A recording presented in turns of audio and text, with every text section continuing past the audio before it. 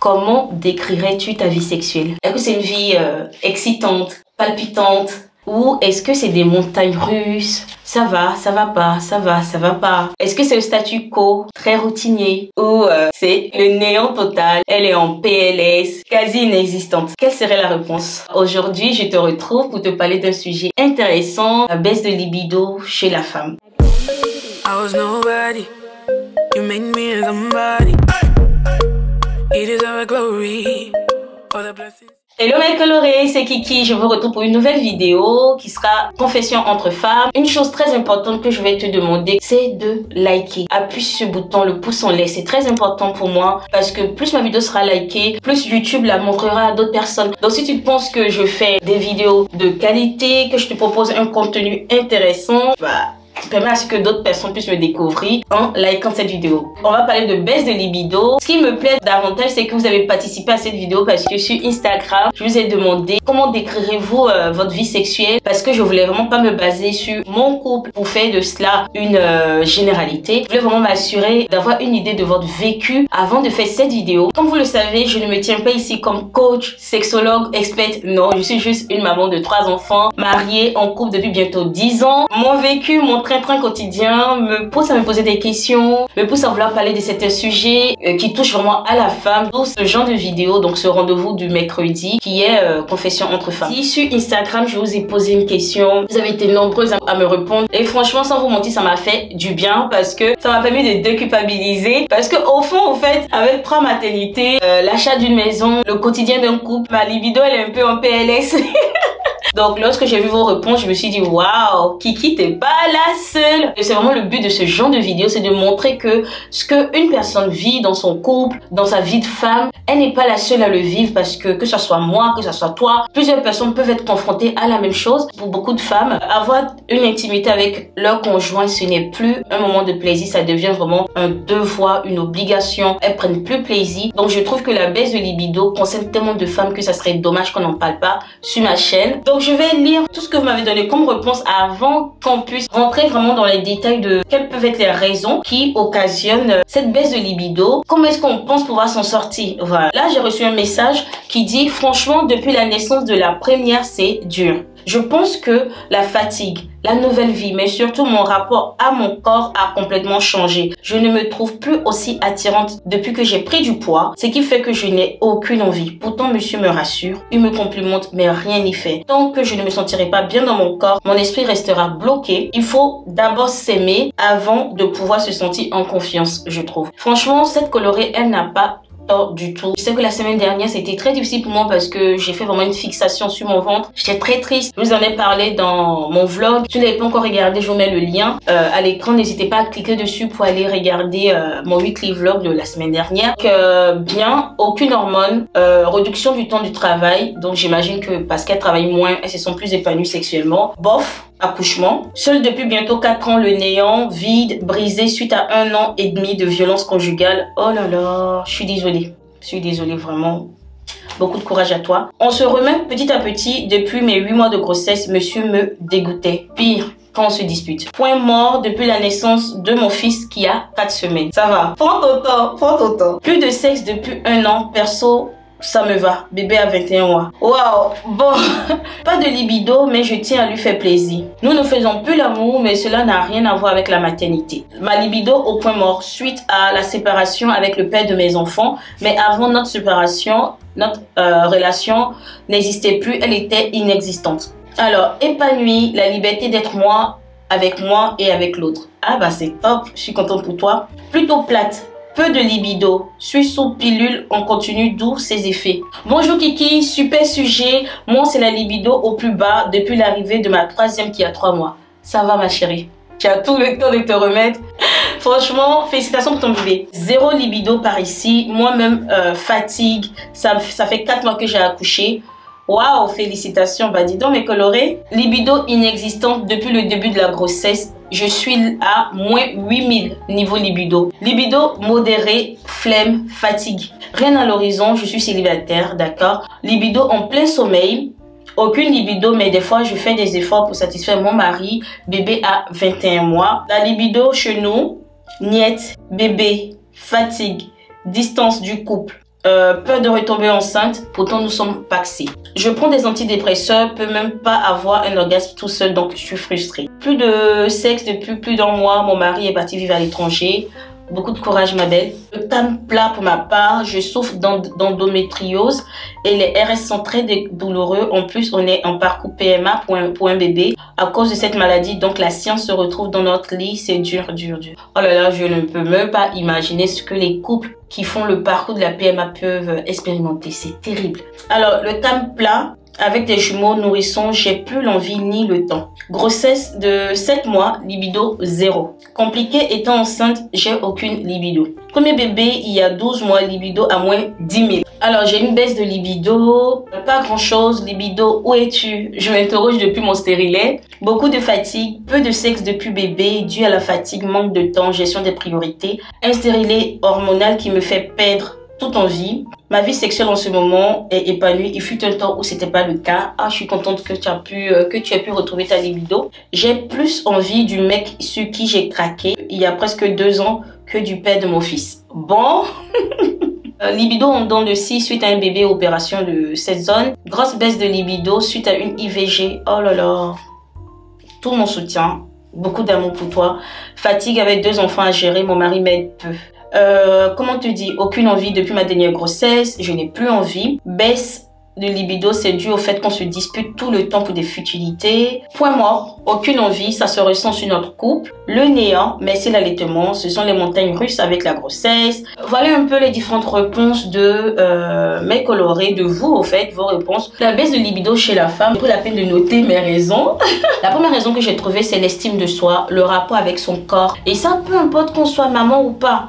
Quelle est l'image qu'on a de nous au fait? Est-ce que l'on se sent sexy? De manière générale, en tout cas sur les différentes années de mariage et de vie commune que moi j'ai pu vivre, j'ai remarqué que l'homme ne fonctionne pas du tout comme la femme. Bien sûr, on n'a pas besoin d'être dans un mariage pour comprendre que dans tous les cas on fonctionne pas pareil. Mais là, ça s'est avéré mais clair que l'homme ne fonctionne pas comme la femme. Je peux passer toute ma journée à me dire purée, regarde mon ventre, je vois même pas mon pubis, je suis pas née, je suis comme ci, je suis comme ça. Et lui, il va dire mais ça va, tu es bien, tu es sexy et tout. En fait, l'homme, il aura une envie parce qu'il trouve que sa femme est sexy. Sauf que la femme, elle aura une envie parce qu'elle se sent sexy. En tout cas, c'est comme ça que moi je ressens. Je ne sais pas si vous ressentez ça aussi. N'hésitez pas à me le dire en commentaire. Je me dis, oui, c'est important de trouver son homme sexy, mais en général, lorsqu'il s'agit d'une sexualité, pas juste d'un coup d'un soir, mais quand il s'agit d'une vie sexuelle, d'un désir sur du long terme, pour la femme, il faut que déjà elle se sente vraiment comme une femme fatale. Il faut vraiment qu'elle se sente vraiment bien, qu'elle se sente sexy dans sa peau pour avoir ce désir au fait, c'est qui est complètement l'opposé de l'homme. L'homme, il n'a pas besoin de lui se sentir sexy au fait. Lui, il trouve sa femme sexy, c'est bon. Donc l'estime de soi peut être aussi un frein à ta libido. Comment est-ce que tu te sens dans ton corps? C'est la raison pour laquelle cette semaine, franchement, j'ai décidé de me reprendre en main. Dans tous les cas, je vous ai tout filmé, vous aurez ça ce dimanche. Donc ça sera un peu comme une réinitialisation de ma vie en passant par la nourriture, par le sport. Alors, le deuxième point que j'ai trouvé, c'est la maternité. Bah normal, je suis maman de 3, donc je pouvais pas oublier ce point parce que dépendant du processus, de l'étape de la maternité auquel on est, ça va beaucoup impacter notre sexualité en bien ou en mal. Durant la grossesse, il y a des femmes qui auront leur libido vraiment au taquet, alors qu'il y a certaines pour qui c'est au point mort. Lorsque on accouche, c'est encore tout un changement dans notre corps. Donc dépendant du type d'accouchement que tu as eu et comment ça s'est passé, est-ce que tu auras des points, est-ce que tu seras cousu, bref, tu as beaucoup de choses qui rentrent en compte qui font que c'est pas une zone où tu aimerais qu'on s'aventure. Tu vois, il y a la question de l'allaitement. Est-ce que je suis en train de faire le sévrage? Le sévrage m'a énormément fatiguée. Je vous ai fait aussi un vlog là-dessus. J'ai été hyper malade. Autant vous dire que si je suis en plein sévrage que monsieur a envie, moi j'aurais pas forcément envie. Donc il y a tellement d'éléments à prendre en compte lorsqu'on décide d'avoir des enfants, lorsqu'on décide de se lancer dans la maternité. Donc si par exemple vous êtes en couple et que vous, votre libido, votre vie sexuelle est bien et que vous comptez avoir des enfants, il faut quand même garder en tête qu'il se pourrait qu'il y ait des turbulences. Une autre chose qui vraiment me mâche, mais c'est carrément moi, c'est le cycle menstruel.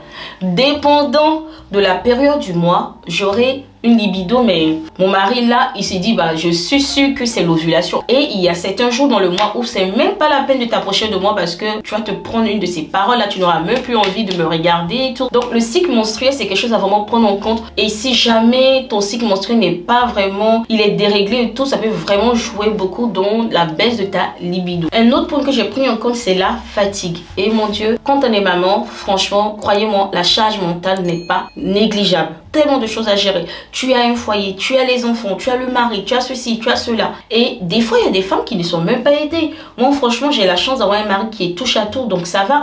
Mais quand je suis seule la semaine, je suis hyper fatiguée. Et la chose que j'ai remarqué également avec les hommes, c'est que moi, je peux dire, ah, je suis fatiguée, je suis claquée et tout. Et dans ma tête, quand je dis je suis fatiguée, ça veut dire que quand je viens me coucher, quand je ferme les yeux, je dors. Il n'y a pas quelque chose qui peut prendre place à part le sommeil. Mais un homme, j'ai remarqué qu'il est différent.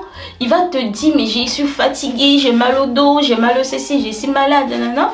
Mais dès qu'il s'agit d'intimité, il arrive à mettre de côté la maladie pour laisser place à l'intimité. Sauf que la femme ne fonctionne pas comme ça. Du coup, quand tu sais que tu ne fonctionnes pas, quand ça te permet de dédramatiser, de déculpabiliser, parce que tu te dis, bon, je ne suis pas la seule, parce qu'il y a d'autres femmes, dans ce que je vous ai lu, il y a beaucoup qui ont parler de la fatigue, que du fait de la fatigue, elles ont peu ou presque pas ou peut-être pas envie au fait. Donc moi ça m'a beaucoup aidé à comprendre le fait que je ne suis pas bizarre. C'est pas juste que je joue toujours sec et fatiguée, c'est juste que bah, je suis fatiguée et du coup ma fatigue n'est pas la même que la fatigue d'un homme. Les prises de tête. Un homme, vous pouvez vous disputer là. Et toi tu te dis bon, bref dans tous les cas moi je vais aller dormir comme ça. Sauf que lui, même si vous êtes disputé, il arrive à faire la part des choses. Mais la femme c'est pas comme ça. La femme elle a besoin de se sentir connectée émotionnellement à son homme. Elle a besoin de se sentir courtisée toute la journée, courtisée sur une, voilà, avant qu'on arrive à ça. L'homme, il c'est pas comme ça. Si tu veux, ne me regarde pas là, dans la journée, si tu veux, fais pas ci. Mais le soir, moi, ça m'empêche pas d'avoir envie de ma femme. Alors que la femme, elle se dit, bah, tu n'as eu aucun regard ceci, tu m'as pas parlé gentiment, tu m'as pas fait ci, et là, tu veux me toucher, mais pourquoi? En fait, c'est comme ça qu'on fonctionne. Et du coup, ça explique beaucoup notre baisse de libido parce que on ne fonctionne même pas pareil de manière émotionnelle avec un homme au fait. Un autre point que j'ai trouvé vraiment important, dont on parle peu, qui peut vraiment expliquer la baisse de libido chez une femme, c'est l'image qu'elle a du sexe. L'éducation qu'elle a reçue, que ce soit une éducation culturelle, religieuse, on a tendance à diaboliser le sexe. On va te dire, fais pas si c'est mauvais. Et du coup, à force de diaboliser le sexe, une fois que tu rentres dans le mariage, tu dois maintenant trouver les bons côtés. Sauf que tu as passé ta vie à te dire mais je peux pas, c'est dangereux, c'est brûlant, c'est risqué et maintenant tu dois embrasser ça, mais c'est difficile. Je vais vous dire une chose qui m'a fait peur quand j'étais jeune. Les petites tatas de mon quartier n'arrêtaient pas de me dire faut pas chercher garçon parce que si tu cherches garçon tu vas pas grandir. Tu vas pas grandir quand tu as des rapports jeunes, ça te limite dans ta croissance. Et je vous assure que moi je voulais tellement être grande. Je voulais tellement être grande que je suis restée tranquille le plus longtemps possible. Mais au finish je suis petite, j'ai fait 1m53. Oh purée, attends, j'ai assumé. Oh, j'ai dit 1m53 en direct comme ça. Bon, je vais assumer en même temps. Ouais, j'ai fait 1m53, c'est ça qu'elle a. Finalement, même si je ne couchais pas avec quelqu'un, je ne pense pas qu'elle est plus grande parce que la taille, je pense que c'est génétique. Donc, voilà. Mais c'est une manière de vous dire que les parents pensent trouver les bonnes voies pour empêcher que leurs enfants tombent vite dans des dérives sexuelles. Sauf que à force de diaboliser, à force de mettre des garde-fous et tout, lorsque l'enfant devenu adulte se retrouve face à ça, elle peut ne plus être épanouie parce qu'elle a passé des années à avoir une mauvaise perception du sexe au fait. Donc elle ne peut pas s'épanouir dans quelque chose qui a été diabolisé pendant des temps. Donc ça peut être l'une des raisons pour lesquelles il y a la baisse de libido chez certaines femmes. J'ai parlé également du traumatisme. C'est très important. Dans ce que j'ai lu, il y a par exemple l'une des colorées qui a dit qu'elle a passé 4 ans de violence conjugale. Donc une femme comme ça, elle était meurtrie. Elle ne peut pas sortir de là et tout d'un coup se lancer dans les bras d'un homme, avoir une libido défoulée et tout. Non, je pense pas. Je pense qu'au contraire, ce sera une libido qui sera refoulée, ce qui est normal. Il y a tellement de choses qui peuvent rentrer dans la vie d'une femme, qui peuvent vraiment la restreindre, la couper, la dégoûter du sexe que bah voilà, le traumatisme, il faut vraiment prendre ça en compte. La contraception, il y a tellement de femmes qui vivent vraiment la misère avec les contraceptions, surtout quand elles sont hormonales, même quand c'est non hormonal. Moi je sais que quand j'ai installé le stérilet, j'avais tellement de douleurs au bas du ventre que bah les semaines qui ont suivi, j'étais pas forcément bien ouverte à ça. Donc c'est important de prendre ça en compte quand on a une contraception, de vous dire bah c'est peut-être ça, donc je dois pas être dur envers moi, c'est pas de ma faute, c'est la contraception contraception, donc il faut beaucoup en parler avec son conjoint. Le dernier point qui est vraiment très important, c'est le stress. Le stress dû à une situation, ça peut être le stress financier, le stress émotionnel, le stress professionnel, le travail, comme l'une des colorées l'a dit, un nouveau projet. Je sais que quand on a acheté la maison, c'était une maison en travaux, c'était un très gros projet et du coup pour nous ça a beaucoup pesé sur notre couple. Donc ça nous a exposé à pas mal de disputes, à pas mal de choses et du coup c'était très compliqué. On ne pouvait pas dire qu'on avait la meilleure des intimités et du coup le stress est vraiment à prendre en compte au fait là-dedans. Donc voilà quelques points que j'ai énumérés. Ce qu'il faut garder en tête, qui est très important, c'est de se dire qu'il faut éteindre les standards émis par la société. Il faut forcément des rapports sexuels tous les jours, il faut forcément des rapports sexuels 3 fois par semaine. En fait, je trouve à mon humble avis que c'est pas une question de fréquence, je dirais que c'est une question de qualité, parce que avec le temps, avec la prise de poids, avec la flemme et tout, nos rapports, même si on les a tous les jours, ils peuvent devenir très plats. C'est clair que lorsque on a une baisse de libido, il est important de se dire déjà que ça arrive à d'autres femmes et ensuite essayer de trouver les voies et moyens. Si c'est d'abord se réapproprier son corps, si c'est changer de lieu, aller à l'hôtel, aller en vacances. La sexualité est partie intégrante vraiment du couple. Donc si jamais on a une baisse de libido, on ne doit pas s'arrêter à ça. Parce que j'ai lu une colorée qui a dit que ça faisait 1 an qu'elle n'avait pas de rapport avec son mari et que elle, ça lui convenait. En tant que femme, et si on a une baisse de libido, on peut se dire